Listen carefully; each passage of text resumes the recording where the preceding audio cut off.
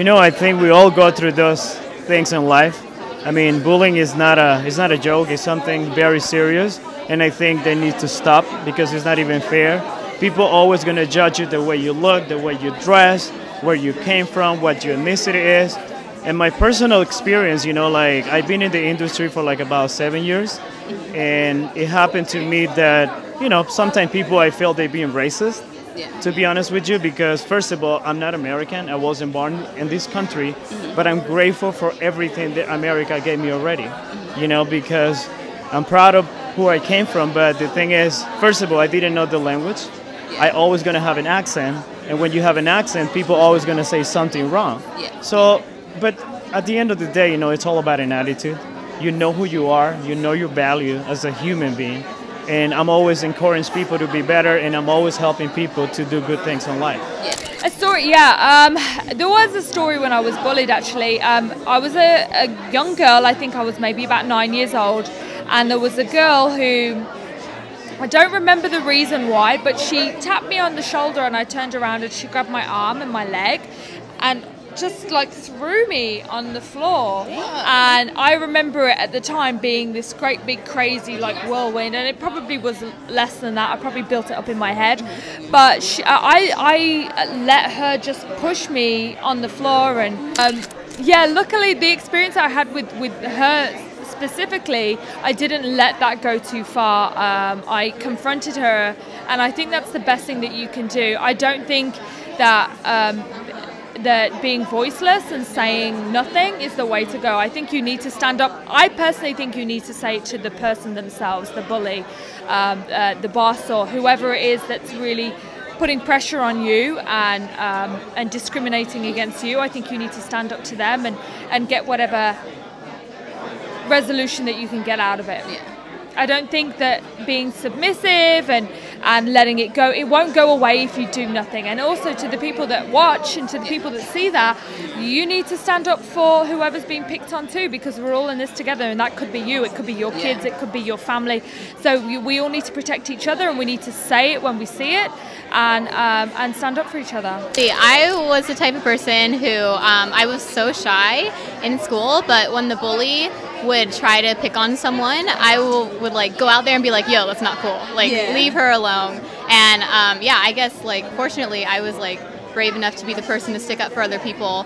But a lot of times there's no one, not that other people don't want to stick up for them, but they're like too scared to, you know? So yeah, I think that's a really great thing that you guys are doing. Awesome. Yeah, definitely. Actually, my new music video, How Can I Love, that's coming out, I actually have fans incorporated into it, and they write on like cards, like what have they going through, what's causing depression. A lot of them are saying bullying have been causing depression for them. So yeah, I'm definitely very aware of that. It's a great thing you guys are doing. Yeah. I was actually picked on a lot as a kid, and it sucked, man. It was bad. It was bad. Like to the point where, like, I remember one kid in particular scared me because he would pick on me, and he was older than me.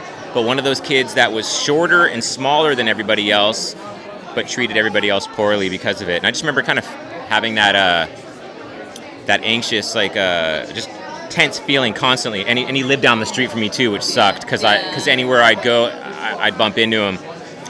And it got so bad that like I remember telling my parents, because they could see that something was up, and then my dad went and said something to this kid, which then made it even worse at that time. And this is back in the 80s, you know, so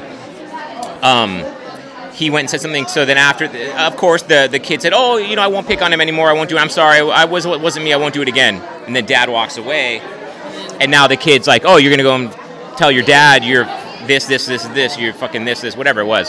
And it lasted for years. And it sucked. It was a big part of my childhood. I was insecure a lot of the time, and I don't know. I don't feel is bullying still like a hot thing now? Is it like now doing bullying in the I'm workplace? kidding. No, I get. I feel like people are shamed now more than ever, and it's become more of a thing that like you just don't do it. It's like you just know now. In a good way. In a good way, yes. It's not something that's going on behind the scenes, like, or being talked about. Like, it's being talked about a lot. And it's being brought to the forefront. I think, like I said, in a very helpful manner. No, it's like a real thing. I've actually before I started doing Girl Code and stuff, when I was working like like restaurant survival job stuff, I had a lot of problems with running into like office mean girls, and I had one job where a girl at work printed out a private message from my it's a while ago, but my MySpace page, printed it out and posted it all over my office, like just to undermine me and get me in trouble. And I did. I got reported and had to go through a whole disciplinary thing for a private piece of information. And I wish I could say that's the last time something like that happened. Like, I've run into a lot of bullying. It's a problem. I know my mom's an elementary school teacher and feels bullied at work by like parents all the time. Like, that's great you guys are doing this 'cause it's a real thing. I get bullied on an everyday basis on social media. No matter what I say or what I do, there's always going to be somebody with a different opinion, but it's the difference between voicing your opinion and being angry and having some type of underlying malice behind it that's not important. Or other people can agree because, you know, you might think that your comment is, you know, your opinion, but it's coming off in a way that's bullying. Yeah. What would you say to those bullies out there if you look at them dead in the eye? Bullies, you know, you have to understand what you're doing to other people. You might have been bullied in your past and you feel like, you know, you're fed up or you don't know that you're bullying because there's all kinds of it. So you just have to look at yourself before you judge others, because everyone in their life has struggles. And if their struggles are different than yours and you don't understand it, doesn't mean that you have to be mean to them. Okay, so we were lining up to go to the library and he was just going crazy. And he was pretending, and Luke was pretending to be like a karate person, and he got this close to punching me in the face. Wow. And I knocked his hand away and I said, "Stop." Yeah. Just tell all the bullies that stop. Yeah, that shouldn't be. Yeah. Luke. No. Stop, Luke. So I'm Julie, and this is Norbert. Norbert's a registered therapy dog, and he's also the star of a picture book series. And in his second picture book, Norbert tells the story of a really good friend who was a victim of bullying. And actually, the story ended up going viral on Facebook because it was this boy's birthday, and he didn't think he had any friends. And his mother posted about it on Facebook. It went viral, and in something like 8 days, he had 2 million people on this page that his mother created for him.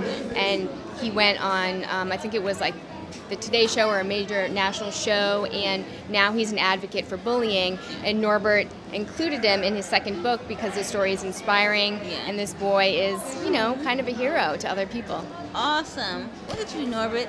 You're doing it all. Okay. Norbert's like, no bullies. Yeah. Stop that. Right. Norbert, stop bullies. Tell him. No bullies. He's a man of few words. Had a huge gap in my teeth. Like, it was huge.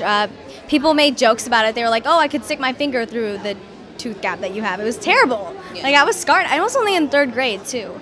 So it was really, really bad. And to be honest, it really affected me at first. I'm not going to lie. I'm not going to say like, oh, I totally let it just rush off my shoulders. I was fine, because I was only in 3rd grade. And to hear people say terrible things like that is just really scarring. And honestly, at first, I just kind of stayed quiet about it. Later, when it kept happening, I started saying something, and I was like, please just stop. That's not really funny. No one finds it funny except you, and I understand that you're just doing this to make yourself feel better. Because I did a lot of research, and it was like, why do people bully other people? And then they kept going, so I was like, let's just make a joke out of it. Let's just go along with it. So I started making fun of my teeth too. And it was weird because eventually they stopped because they realized it's not affecting her. She's just finding it hilarious as well. So maybe this isn't fun anymore, because the only reason they do it is to get confidence in themselves. But if you are confident enough to accept your flaws and even make fun of them, then they won't have anything to make fun of. So don't let them get to you. Don't show them that they're getting to you. And eventually they won't get to you at all.